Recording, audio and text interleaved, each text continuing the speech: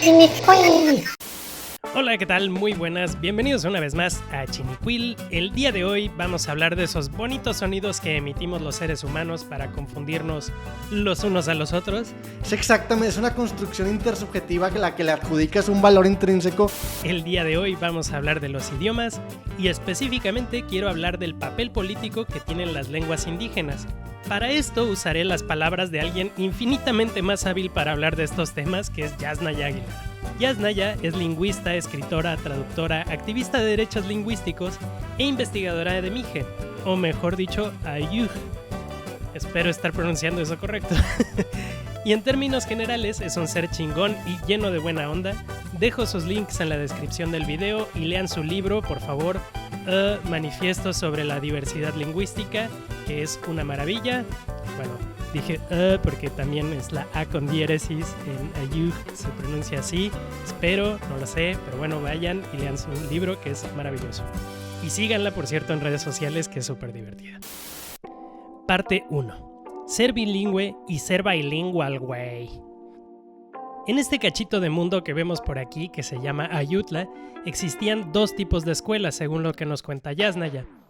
Unas tenían educación formal, en la que todas las materias se enseñaban en español, y otras en las que se impartían clases en Ayuj, mientras los alumnos aprendían español.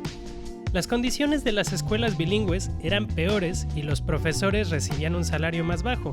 Las instalaciones eran más precarias y los padres de los alumnos, en términos generales, evitaban enviar a sus hijos a esas escuelas porque decían que recibían una educación de menor calidad. Esto a pesar de que la mayoría de los niños hablaban Ayuj como lengua materna. Durante su primer viaje a la Ciudad de México, cuando ya había aprendido a leer español, Yasnaya se dio cuenta de que existían escuelas bilingües también, pero que las personas trataban de enviar a sus hijos a estas escuelas y que los profesores de dichas escuelas ganaban un mejor salario y que la misma palabra bilingüe tenía una connotación positiva.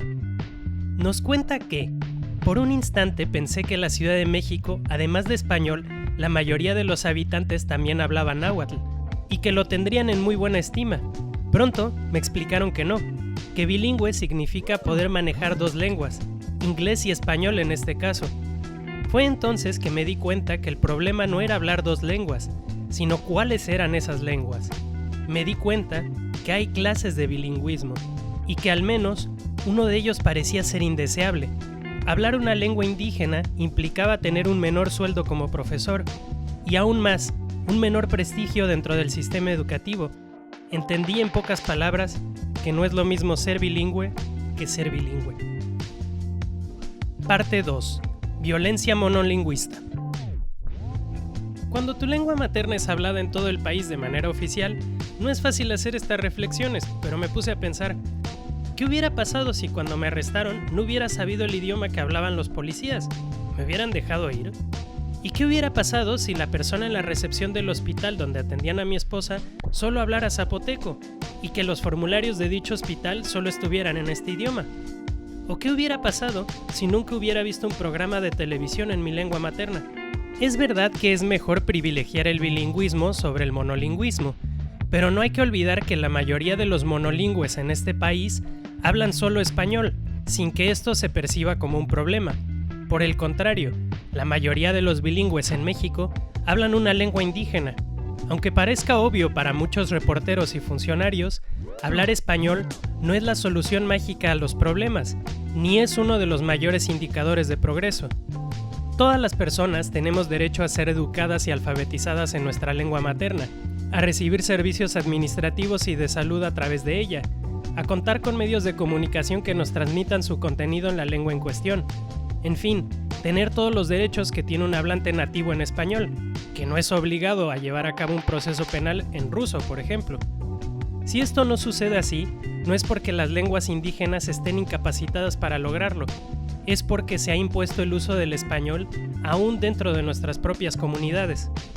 Solo en este contexto, y solo por los efectos de la discriminación, se puede sostener que hablar español es mejor que hablar mixteco. Parte 3. Las lenguas indígenas escriben su carta a los Reyes Magos. Queridos Reyes Magos, este año nos hemos portado muy bien. ¿Qué va?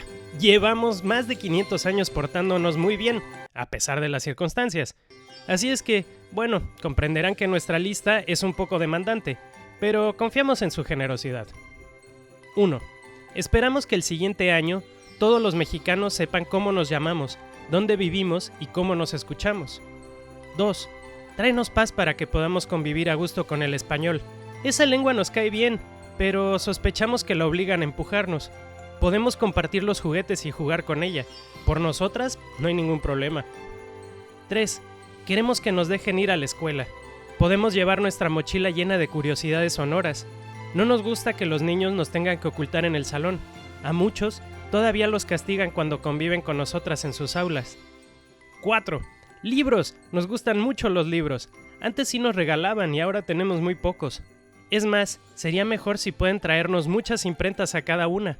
Así los libros pueden salir en todas las lenguas mexicanas posibles. 5. Una computadora con internet para cada una. Así podemos abrir blogs, redactar entradas en Wikipedia, tener nuestras páginas electrónicas.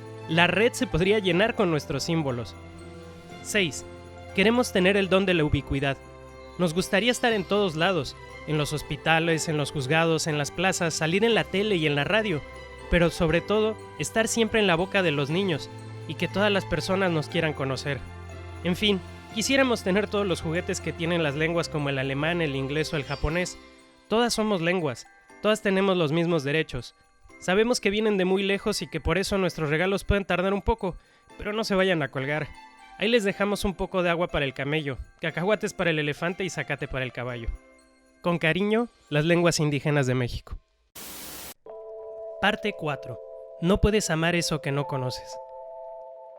México es un país raro. La mayoría de sus habitantes no pueden enumerar el nombre de las lenguas que se hablan en su propio país. ¿Cuántos noticieros conoces en lenguas indígenas? ¿Cuántas páginas tienen la opción para ser leídas en lenguas indígenas? ¿Cuántas instituciones públicas tienen intérpretes en lenguas indígenas? ¿Cuántas universidades imparten clases de medicina, matemáticas o de diseño en alguna lengua indígena? ¿Cuántos políticos hablan alguna lengua indígena? ¿Cuántos hablantes de una lengua son suficientes para que estas preguntas sean una prioridad? Porque no sé si lo saben, pero las lenguas indígenas son lenguas modernas. Las lenguas indígenas no se están extinguiendo porque sus hablantes prefieran no hablarlas. El Estado mexicano identifica la diversidad como debilidad, prefiere la violencia al diálogo, aniquila todo lo que no puede asimilar y está sediento de los recursos que se encontraban en territorio de lo que ahora se denomina pueblos indígenas. Es un proceso que empezó hace más de 500 años con las invasiones europeas, pero es un proceso que se ha acelerado de manera dramática desde hace 200 años por la propia naturaleza del Estado. En México, racismo se pronuncia mestizaje, dice Yasnaya. Nuestra esperanza es la autonomía, la diversidad y la resistencia. Que se sigan hablando lenguas indígenas, no sé ustedes, pero a mí me da esperanza. A mayor autonomía de los pueblos indígenas, mayores posibilidades de fortalecer una lengua. A las pruebas me remito. Yo ya no entiendo la revitalización lingüística sin la lucha por la autonomía de los pueblos. Lo demás son folclorismos. Muchas gracias a todos los que escucharon estas bonitas palabras. Obviamente, por favor, vayan a leer los textos de Yasnaya Aguilar. Escúchenla, que es una persona muy certera con las cosas que dice y la verdad tiene una claridad increíble y la verdad es muy buena. Vayan a escucharla mejor, por favor. Ahora que si ya acabaron el video, por favor busquen Yasnaya y busquen las cosas que dice porque es muy, muy buena, muy divertida, muy amena y bueno, yo qué sé.